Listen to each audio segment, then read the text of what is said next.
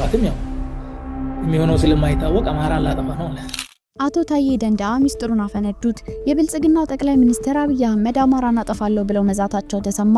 ባለፉት 2 ዓመታት በአማራ ህዝብ ላይ ከፍተኛ ጦር በማሰማራት ትልቅ በደል እየፈጸመ የሚገኘው አብይ አህመድ ለአቶ ታዬ ደንደአ አማራን አጠፋለሁ ትልቁ እቅዴም እሱ ነው ብሎ ነግሮኛል በማለት ሚስጥሩን በአደባባይ ያፈረጡት። በዝርዝር እናየዋለን። እናት ፓርቲ ያጋለጡት ጥቃት የብዙዎችን ቀልብ ሳበ። በኢትዮጵያ ታሪክ አሳዛኝ ጥቃት ተፈጸመ። መከላከያ በተሰጠው ትዕዛዝ ወደ ኋላ ፈገፈገ። ነዋሪውም የዚህ ጥቃት ሰለባ ሆነ። መከላከያ በህዝቡ ምልጃ ወደ አደገኛ ቀጠና ቢጠጋም በባለስልጣናቱ ትዕዛዝ እንዲመለስ ሆኗል። ይህን ተከትሎ የበርካቶች ህይወት ጠፋ። መረጃው ዝርዝር አለው። ከውጭ ዜና አነጋጋሪው የኢራን ሚስጥራዊ ምሽግ። እስራኤል በኢራን ሰማይ ላይ የበላይነት ባገኘችበት በዚህ ሰዓት እንኳ ይህን የኒውክሌር ጣቢያ መምታት አልቻለችም። ይህን ሚስጥራዊ ቦታ የመምታት አቅሙ ያላት አሜሪካ ብቻ እንደሆነች እየተነገረ ነው።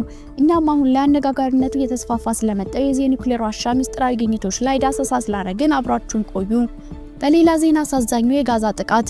የእስራኤል ታንኮች የምግብ እርዳታ ለማግኘት በጋዛ በተሰበሰቡ ሰዎች ላይ በፈጸሙት ከባድ ጥቃት 59 ሰዎች ሲሞቱ በደርዘን የሚቆጠሩ ሰዎች ቆስለዋል። እንመለስበታለን።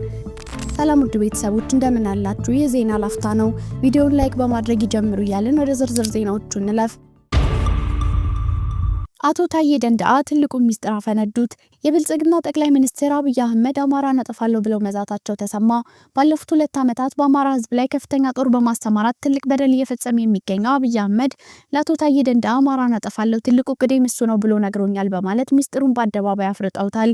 አቶ ታዬ ደንደአ ከሳምንታት በፊት ሆርን ኮንቨርሴሽን ከተባለ ሚዲያ ጋር ባደረጉት ቃለ መጠይቅ በርካታ ሚስጥራዊ መረጃዎችን ያጋለጡበት ሲሆን በተለይ ጠቅላይ ሚኒስትር አብይ አህመድ ከመጋረጃ ጀርባ ሆነው በሚሰሯቸው የተለያዩ ድብቅና አደገኛ ሴራዎች ላይ ያነጣጠሩ ሆነው ታይተዋል። በድጋሚ እንደሚታሰሩ ቀድሞ የተነበዩት አቶ ታዬ ይህን ሚስጥር አጋልጠው በእስር ቤት ምን ሊያጋጥማቸው እንደሚችል ለመገመት ከባድ እንዳልሆነ ደጋግመው ሲናገሩ ተሰምተዋል። አቶ ታዬ ደንደአ በቃለ መጠይቁ የመጀመሪያ ክፍል ላይ እንደተናገሩት አብይ አህመድ በአንድ ሚስጥራዊ የስብሰባ ፕሮግራም ላይ ተገኝተው በትግራይ ጦርነት የመጀመሪያ ምዕራፍ ላይ መከላከያ ሰራዊት ከትግራይ ክልል ለቆ እንዲወጣ ያደረግነው ሆነ ብለን አማራ እንዲወድም በማሰብ ነው ማለታቸውን የተናገሩት አቶ ታዬ መረጃው አነጋጋሪነቱን ሳይጨርስ በትናንትናው ዕለት ደግሞ በሌላ አስደንጋጭ ጉዳይ ብቅ ብለዋል። በሞቱ እንኳን እውነትን መውጣት አለበት፣ ሚስጥር ተደብቆ እንዳይቀር ሲሉ የተደመጡት አቶ ታዬ ከጠቅላዩ ጋር የሚገናኘውን ርዕሰ ጉዳይ በማስታወስ ሲናገሩ እንዲህ ይላሉ። አንድ ቀን አብይ ጠራኝና ባሉት ሀገራዊ ጉዳዮች ላይ የመከርን ሳለ በድንገት የመወያያ ርዕሱን ቀይሮ አማራን ላጠፋ ነው፣ ክልሉን እያፈረስኩት ነው፣ አንተም የራስህን ኃላፊነት መወጣት አለብህ፣ አብሮነትህን አሳየኝ በማለት ቃል በቃል ተናገረኝ። ባለፉት 2 ዓመታት በአማራ ህዝብ ላይ ከፍተኛ ጦር በማሰማራት የአማራ ክልልን እያወደመ የሚገኘው አብይ አህመድ በየትኛውም መንገድ ጭካኔ በተሞላበት ሁኔታ በንጹሃን ላይ ጭምር የሚደረገውን ጭፍጨፋ ፖለቲካዊ መልክና ሽፋን በመስጠት የተካነው አገዛዙ አሁንም በህግ ማስከበር ስም በአማራ ክልል የጀመረው ጦርነት አጠናክሮ እንደቀጠለ ነው። ጠቅላይ ሚኒስትር አብይ አህመድን በቀጥታና በግልጽ ቃላት በመተቸትና በመውቀሳቸው ምክንያት ከስልጣን ተነስተው እስር ቤት የገቡት አቶ ታዬ ደንደአ በዋስ ተፈተው ጉዳያቸውን በውጭ መከታተል ከጀመሩ ጥቂት ወራት በኋላ በድጋሚ ወደ ዘብጥያ እንዲመለሱ ተደርጓል። መንግስት ለዳግም እስሩ ምክንያት ይሆናል ብሎ ያቀረበው ወደ ውጭ ሀገር ሊሸሹ ይችላሉ በሚል ጥርጣሬ መሆኑን ቢገልጽም የታዬ ደንደአ ተሟጋች ምንጮች ግን ውሃ የሚያነሳ ሀሳብ አይደለም፣ እኛ ታዬ እናውቀዋለን፣ ከስር ተፈተው ቤታቸው ከገቡ በኋላ ኢሚግሬሽን ቢሮ አካባቢ ዝር ብሎ አያውቅም፣ በድጋሚ የታሰሩበት ምክንያት እኛ እናውቀዋለን፣ ምክንያቱም በተከታታይ እየሰነዘሯቸው ባሉ ጠንካራ ትችቶችና ስለ ጠቅላይ ሚኒስትር አብይ አህመድ እያጋለጧቸው ባሉ ሚስጥሮች እንደሆነም ይገለጻል። የኛም ሚዲያ አቶ ታዬ ስለ ገዢው ፓርቲ ያጋለጧቸውን ድብቅ ሚስጥሮች ከስር በዝርዝር መዘገባችን የሚታወስ ነው። ቪዲዮቻችን ላይክ በማድረግ አይርሱ እያልን ወደ ቀጣዩ ልብ ሰባሪ ዜና እንለፍ። እናት ፓርቲ ያጋለጠው ጥቃት የብዙዎችን ቀልብ ሳበ። በኢትዮጵያ ታሪክ አሳዛኝ ጥቃት ተፈጸመ። ከአንድ የኢትዮጵያ ጥግ ልብ ሰባሪ ዜና ተሰምቷል። መከላከያው ወደዚህ ቀጠና በመራም በባለስልጣናት ትዕዛዝ እንዲመለስ ሆኗል። ይህን ተከትሎ በበርካቶች ላይ ጥቃት ደርሷል። የሞቱም እንዳሉ ተነግሯል።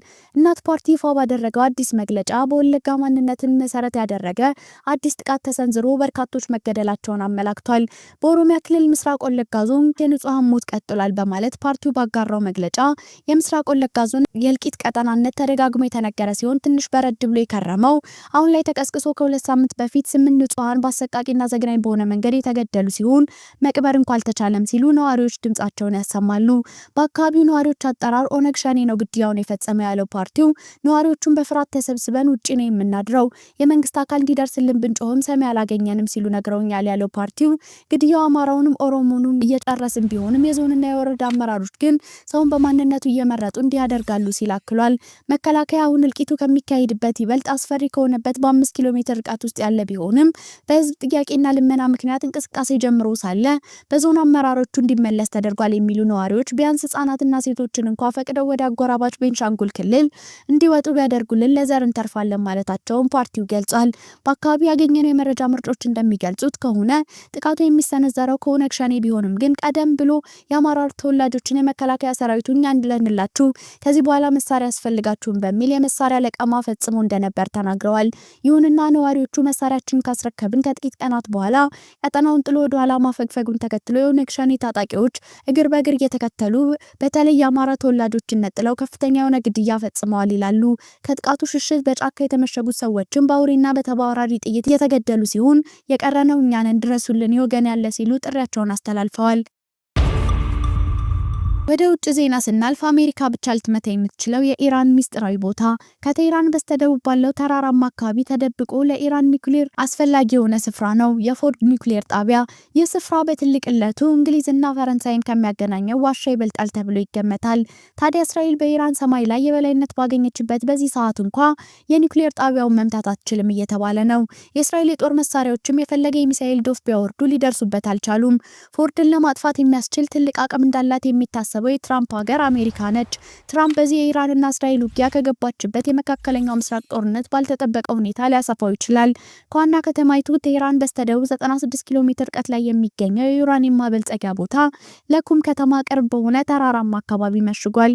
በፎርድ የሚገኘው ኮምፕሌክስ በመጀመሪያ በሀገሪቱ ከፍተኛ እስላማዊ አብዮታዊ ጥበቃ የሚጠቀምባቸው ተከታታይ ዋሻዎች የነበረ ቢሆንም በኋላ ግን ኢራን ለማበልጸጊያነት እንደምትጠቀምበት እንደ አውሮፓውያን አቆጣጠር በ2009 ገልጻለች። ዩራኒየም ለማበልጸግ የሚያገለግሉ ሁለት ዋና ዋሻዎችን ያቀፈ ነው ተብሎ ይታሰባል። ከመሬት በታች ባለው ጥልቀት ምክንያት ለእስራኤላውያን ጦር ሰፈር ልዩ ፈተና ነው። እስራኤል አሏት ተብሎ የሚገመተው የጦር መሳሪያዎች ከ10 ሜትር ባነሰ ጥልቀት ብቻ ጥቃት የሚያደርሱ ናቸው። በአንጻሩ ዩናይትድ ስቴትስ ግን 61 ሜትር ወደ ውስጥ ዘልቆ መግባት የሚችል መሳሪያ እንዳላት ጄንስ የተባለ የመከላከያ መረጃ ኩባንያ ገልጿል። ነገር ግን የፎርድን ቦታ ለማጥፋት ዩናይትድ ስቴትስም እንደሚከብዳት ይገለጻል። ምክንያቱም ዋሻዎቹ ከ80 እስከ 90 ሜትር ወለል በታች ናቸው ተብሎ ይገመታል። ይሁን እንጂ እነዚህ ቦታዎች ሁኔታ በሙሉ ሚስጥራዊ ስለሆነ ለማወቅ አልተቻለም። የእስራኤል ታንኮች የምግብ እርዳታ ለማግኘት በጋዛ በተሰበሰቡ ሰዎች ላይ በፈጸሙት ጥቃት 59 ሰዎች ተገደሉ። የእስራኤል ታንኮች በጋዛ ውስጥ ከጭነት መኪናዎች እርዳታ ለማግኘት ሲሞክሩ በተሰበሰበው ሕዝብ ላይ ተኩሰው ቢያንስ 59 ሰዎች መሞታቸውን የሕክምና ባለሙያዎች ተናግረዋል። ተስፋ የቆረጡ ነዋሪዎች ለምግብ ፍለጋ ሲታገሉ ደም አፋሳሽ ክስተቶች ከተፈጠሩባቸው ሁኔታዎች መካከል አንዱ ነው። በማህበራዊ ሚዲያ ላይ የተጋራው ቪዲዮ በደቡባዊ ጋዛ ሰርጥ የካን ዩኒስ ጎዳና ላይ በደርዘን የሚጠጉ አስክሬኖች እንደነበሩ ያሳያል። እንደ አውሮፓውያን አቆጣጠር ጥቅምት 2023 ጀምሮ በጋዛ በሐማስ ከሚመራው የፍልስጤም ታጣቂዎች ጋር ጦርነት የገጠመው የእስራኤል ጦር በአካባቢው መተኮሱን አምኖ ጉዳዩን እየተከታተለ መሆኑን ገልጿል። ሮይተርስ ያነጋገራቸው እማኞች እንደተናገሩት የእስራኤል ታንኮች መንገዱን ከሚጠቀሙ የእርዳታ መኪናዎች ምግብ ለማግኘት በማሰብ በዋናው ምስራቃዊ መንገድ በካን ዩኒስ በኩል በተሰበሰቡ በሺዎች የሚቆጠሩ ሰዎች ላይ ቢያንስ 2 የመድፍ ዛጎሎችን ተኩሰዋል። በናስር ሆስፒታል ከሮይተርስ ጋር ቃለ ምልልስ ያደረገው የዓይን እማኝ አላ በድንገት ወደፊት እንድንሄድ ፈቀዱልን፣ እኛም ሁሉ ተሰብስበን አደረግን፣ ከዛም መተኮስ ጀመሩ ሲሉ ተናግሯል። በናስር ሆስፒታል የቆሰሉ ተጎጂዎች መሬት ላይና ኮሪዶሮች ላይ ወድቀው በቦታ ጦት ሲሰቃዩ ታይተዋል። ውድ የዜና ላፍታ ቤተሰቦች የሰዓቱ መረጃዎቻችን ያዳመጣችሁትን ይመስል ነበር። ስለተከታተላችሁን እያመሰገንን ቻናላችንን ሰብስክራይብ በማድረግ ቤተሰብ እንድትሆኑ እየጋበዝን በዚሁ ተሰናበትን። ጤና ይስጥልን።